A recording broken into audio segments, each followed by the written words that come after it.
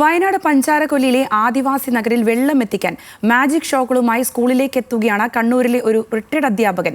കൂത്തുപറമ്പ് പാട്യത്തെ അശോകൻ കള്ളിയാണ് വ്യത്യസ്തമായ ഉദ്യമം ഏറ്റെടുത്തിരിക്കുന്നത്.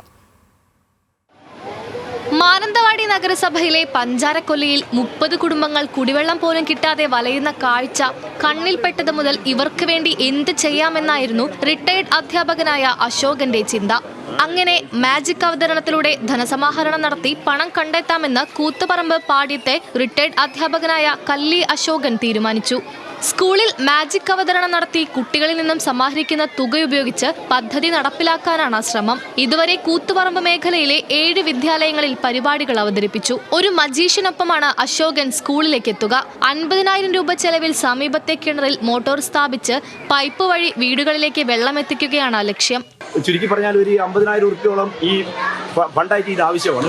അത് നടപ്പിലാക്കുന്ന ഒരു പദ്ധതിയാണ് ഇപ്പം മേജിക് എന്ന പേരിൽ എല്ലാ സ്കൂളിലും മജീഷ്യൻ ഭാസ്കരന്റെ നേതൃത്വത്തിൽ നടന്നു വരുന്നത്. പഴയഞ്ചേരി നഗറിൽ അമ്മയും അച്ഛനുമില്ലാതെ കഴിയുന്ന 5 കുട്ടികൾക്ക് വേണ്ടി വീട് നിർമ്മിച്ചു നൽകുന്നതും ഈ റിട്ടയർഡ് അധ്യാപകന്റെ നേതൃത്വത്തിലാണ്. 2016 പൊന്നിയം UP സ്കൂളിൽ നിന്നും വിരമിച്ച ശേഷം ആദിവാസി മേഖലയിലെ കുട്ടികൾക്കായി വിവിധ പ്രവർത്തനങ്ങൾ നടത്തിവരികയാണ് അശോകൻ. ന്യൂസ് മലയാളം, കണ്ണൂർ.